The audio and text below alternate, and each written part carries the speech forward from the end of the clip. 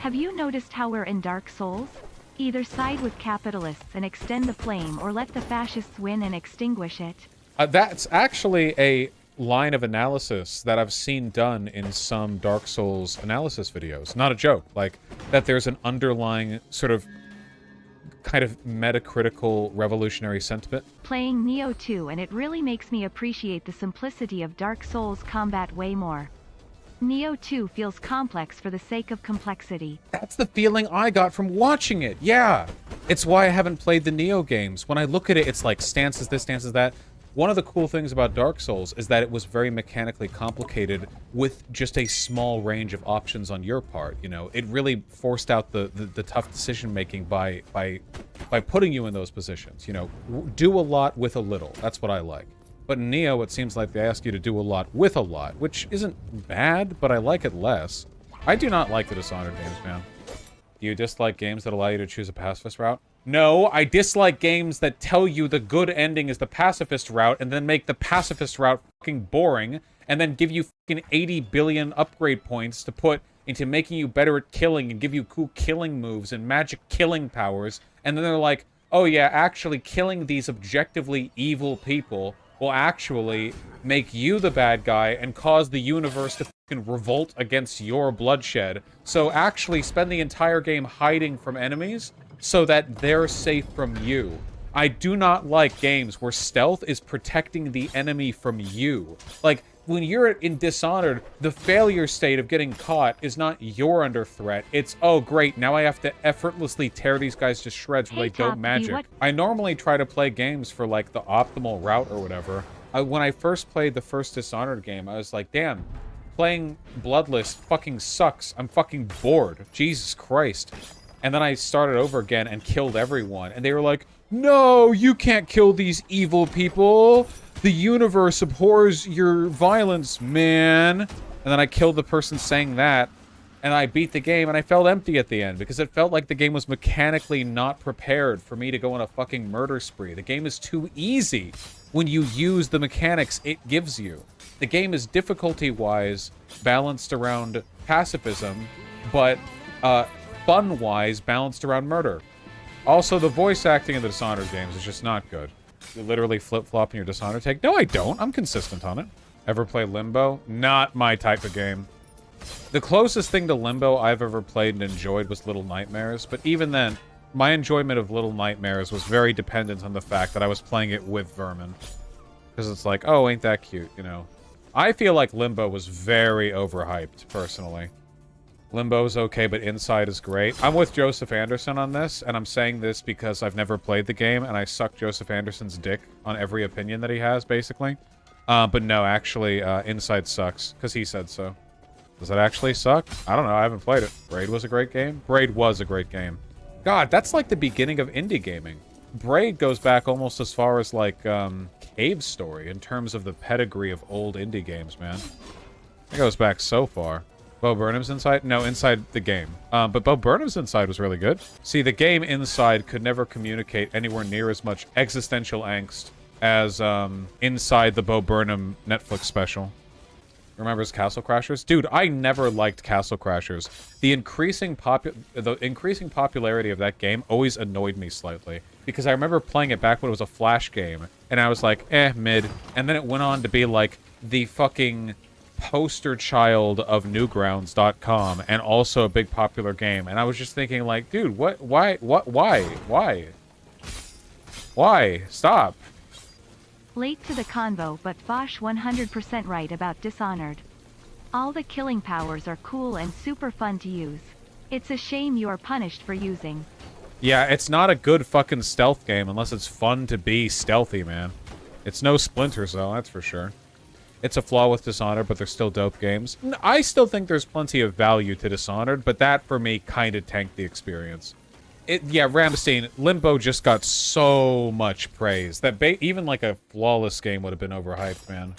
Like, for instance, I think that Undertale is still massively overhyped, and I think it's an unbelievably good game. It's just that the amount of praise it has gotten is so ridiculously large that basically anything short of the second coming of Christ is going to So far, I like Deltarune much more, but true. I don't like Nah, you can't like Deltarune more than Undertale based on an incomplete experience, can you? How can you say that? Like, if you took Undertale and only sold the first third of it, it wouldn't be even a fraction as good as the whole thing. Ow. Right? Because it's about the whole... Oh my god, come on. It's about the whole combined experience. I hope Deltarune turns out the same way. Toby Fox has incredible talent at characterization. This is what the fucking Life is Strange 2 people need to realize, you know? You can write as many words as you want, but fact of the matter is, good writers don't need that many words to make you like a character. I get that, Dreadmon. I'm sure Toby Fox doesn't mind being very wealthy, though. That's probably, you know... I don't know what Toby Fox is using his money for, but he's like a multi-million... Like, my man Tony Fox... Toby, I just said Tony, sorry. Toby Fox is stacked. He's bricked the fuck up vis-a-vis the wealth. And he deserves it. It's a good game. Oh, Life is Strange 2 is so fucking boring, dude. It's... I watched Anderson play it. It's so boring. Holy shit. Why does Bethesda always have long dogshit intros you can't skip? Because they're bad at making video games. They're bad at it. They just make bad games. They had one guy on their team who was like, what if we took all of the effort we could put into making a good game and used it to make a big game? And they run with that and people go for it. Whatever. People ask me for my most controversial gaming take. I tell them, I loved Spore, the evolution sim game, have beaten it multiple times, and watch them explode. I've never played Spore, but it seems like the kind of game a person could get into, you know? Like from what I've seen, it seems like that a person could enjoy as like a niche game. Everyone loves Spore, right? No! Spore got critically panned on release, man. Anyway, Life is Strange 2 fucking sucks. It's so boring. Life is Strange 2 is about two kids going on the run after two brothers, older, younger.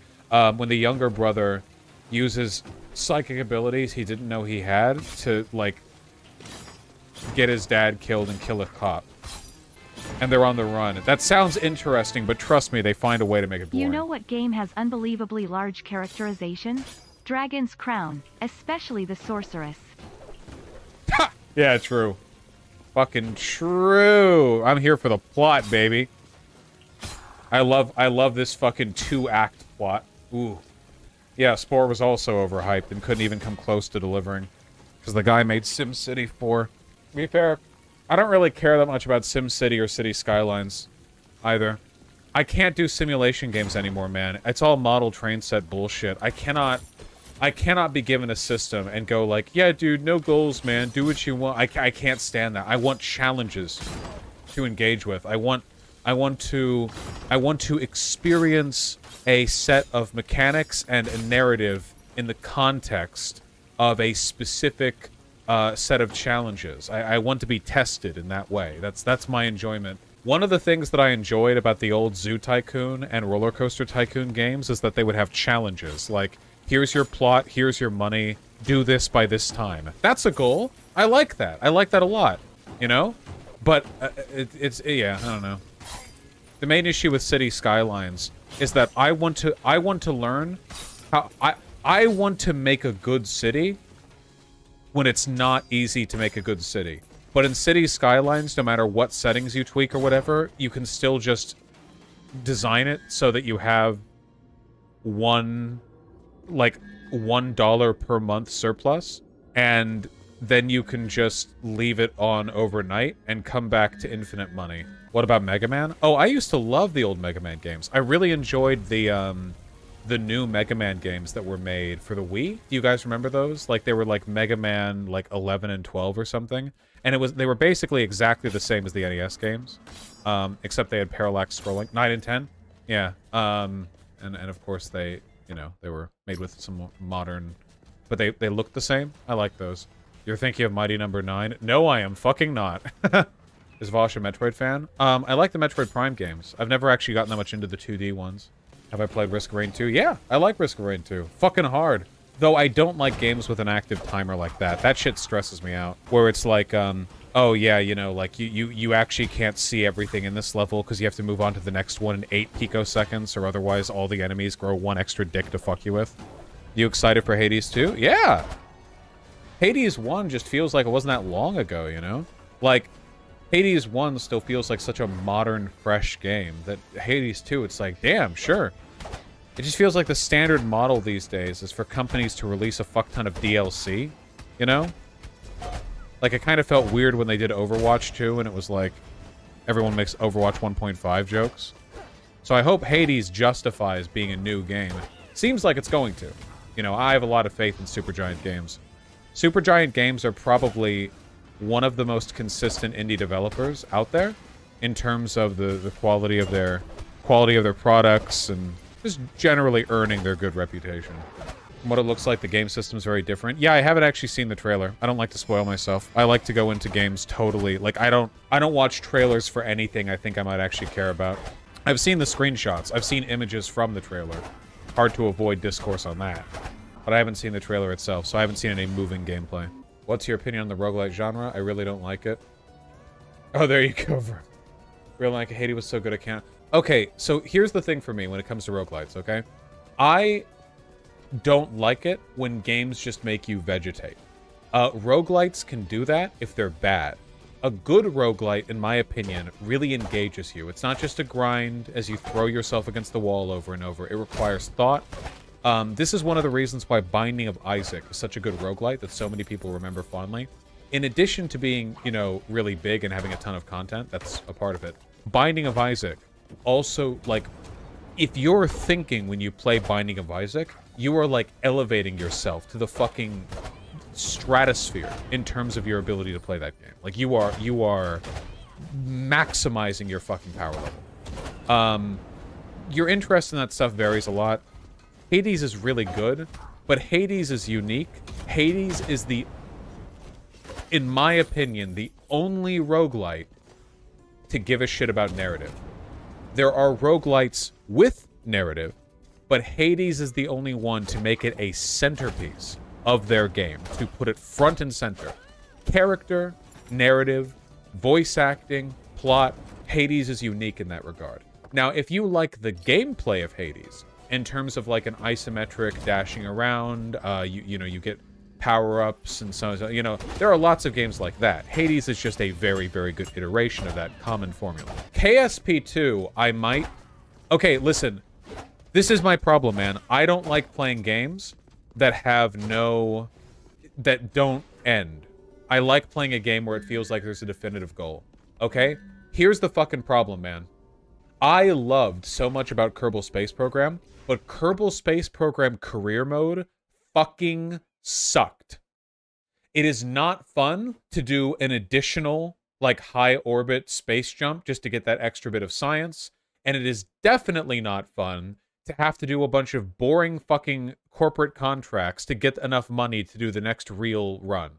And frankly, it's not fun for a tiny mistake to instantly ruin your, like, giant multi-stage thing, but it's also not fun to quick save your way through every issue. So, like, it's kind of fucked because I feel like everything that I want... I don't know how you would do Kerbal Space Program in a way that is interesting to me in, like, a game flow sense. But I love the actual process of playing that game, you know?